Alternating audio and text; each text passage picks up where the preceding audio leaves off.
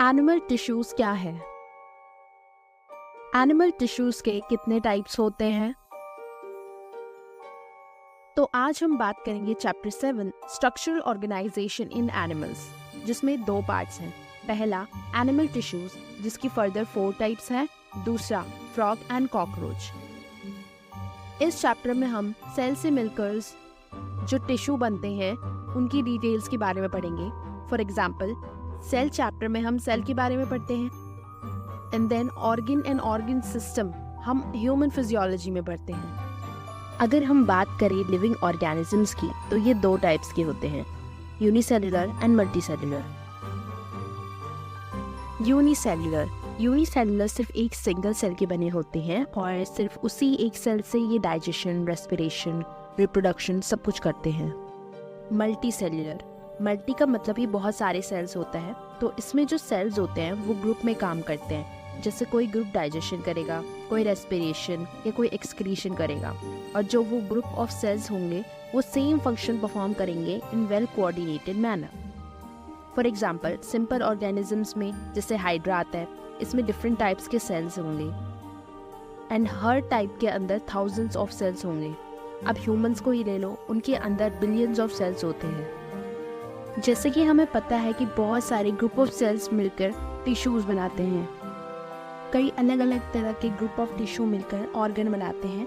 For example, stomach, lungs, kidney, heart, liver, कई अलग अलग ऑर्गन मिलकर ऑर्गन सिस्टम बनाते हैं। For example, digestive system, respiratory system, reproductive system etcetera. Organ system से हमारी पूरी बॉडी बनती है। Now let's move on to the definition of tissue, a group of similar cells with the intercellular substance performing a specific function with same origin or germ layer। मतलब tissue ऐसे sales का group है जो same है, जिसमें सबका काम same है। फॉर एग्जाम्पल, एपिथेलियल टिश्यू के सारे सेल्स सेम फंक्शन परफॉर्म करते हैं।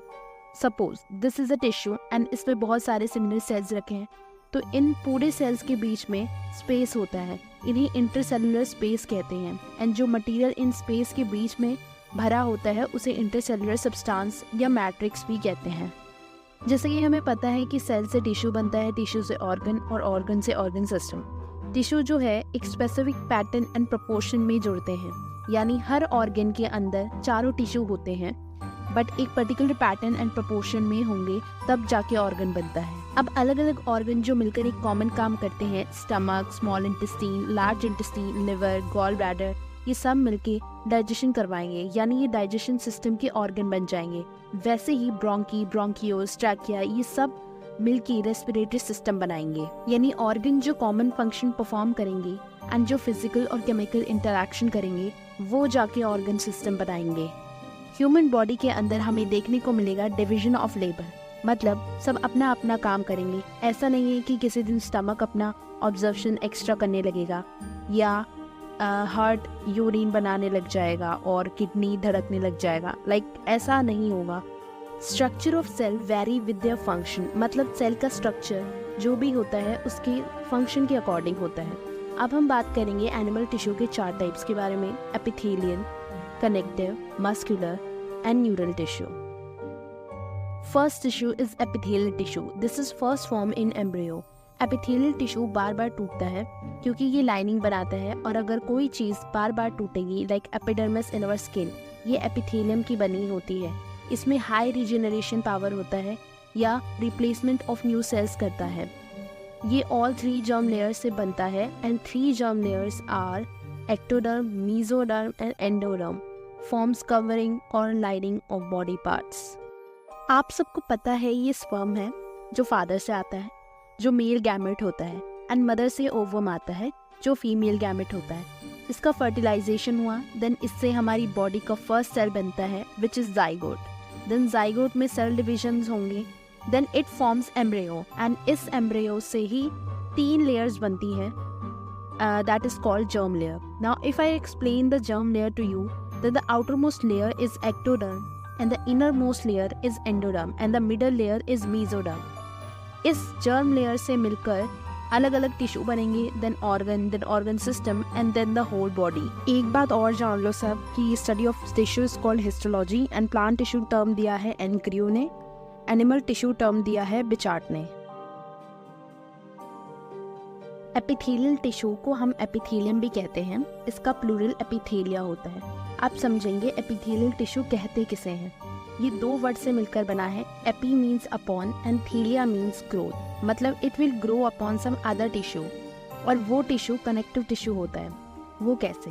सपोज मान लो ये सेल्स हैं, ये मिलकर टिश्यू बने। अब यहाँ एक प्रॉब्लम है कि इन टिश्यूज के सेल्स कंपैक्टली पैक होते हैं, बिकॉज इन्हें प्रोटेक्शन करना होता है, तो इसमें ब्लड सप्लाई नहीं होती है। मीन्स दीज आर एवेस्कुलर, मतलब नो ब्लड सप्लाई। तो होगा क्या, जहाँ एपिथेलियल टिश्यू होगा इसके ठीक नीचे कनेक्टिव टिश्यू होगा, जिससे ब्लड सप्लाई हो सके bye diffusion. Diffusion means high concentration to low concentration. If we talk about the space between epithelium and connective tissue, it is called basement membrane. Also, it is not the part of both epithelium and connective tissue. Epithelial cells compactly packed होते हैं, यानी इनके बीच में जो space होगा वो कम होगा with little intercellular matrix और substance.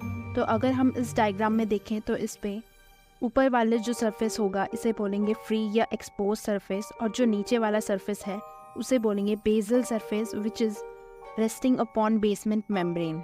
Now let's study this diagram. Suppose this is our digestive system and इसका हमने क्रॉस सेक्शनल एरिया लिया है। मान लो ये पूरी बॉडी की वॉल है, इसके अंदर यहाँ माउथ से लेकर एनएस तक एलिमेंट्री कैनाल है, और इसके बीच में ये जो सारी जगह है इसे सीलोम कहते हैं, मतलब बॉडी कैविटी मीन्स खाली जगह। एंड इसी बॉडी कैविटी यानी सीलोम में हमारे सारे ऑर्गन्स प्रेजेंट रहते हैं। और ये डायग्राम ऐसे क्यों दिख रहा है, क्योंकि ये इसका क्रॉस सेक्शनल एरिया है जो हमने आपको पहले भी बताया है। और इसमें जो सबसे आउटर कवरिंग है दोनों साइड वो है एपिथेलियम की, एंड जो फ्री सरफेस है it's facing outside environment. And ऐसे ही एलिमेंट्री कैनाल के बाहर भी लाइनिंग होगी एपिथेलियम की, and it's facing body fluid. Epithelial tissue के दो टाइप्स हैं on the basis of number of layers of cell. First one is simple epithelium, इसमें सिंगल लेयर्स ऑफ सेल्स होंगे। इसका मेन फंक्शन या मेन काम डिफ्यूजन, एब्जॉर्प्शन, सेक्रीशन है। It forms lining of body cavity, ducts and tubes. Second one is compound और complex epithelium, इसमें दो और मोर लेयर्स ऑफ सेल्स होंगे। इसका मेन काम या फंक्शन प्रोटेक्शन होगा as in our skin. Further हम बात करेंगे सिंपल एपिथेलियम की, तो यहाँ तीन टाइप्स के होते हैं। First one is simple squamous epithelium, second one is simple cuboidal epithelium, and third one is simple columnar epithelium. So the first one, simple squamous epithelium, has single thin layer of flattened cells with irregular boundaries. That's why it's called tessellated epithelium. It also has tide-like cells, so it also known as pavement epithelium, and nucleus central and flattened, and it forms diffusion boundaries. Second one is simple cuboidal epithelium. So इसमें single layer of cube like cells होते हैं, nucleus central and round होता है। Function is absorption and secretion because it has more space. The third one is simple columnar epithelium. So इसमें single layer of tall and slender cells होते हैं। Basal nucleus होता है, यानी nucleus इसका जो होता है बेस पे होता है। फंक्शन इसका सेम एब्जॉर्प्शन एंड सेक्रीशन होता है। Thanks for watching, subscribe for more videos.